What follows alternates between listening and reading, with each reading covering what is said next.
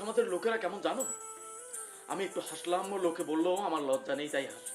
আমি একটু কাঁদলাম, তারা বলল কখনো নাকি আমি হাসতেই পারি না। আমি খুবই উচ্ছলতা প্রকাশ করলাম, তখন তারা বলল আমি নাকি লোক দেখানোর জন্য এত সব কিছু করছি।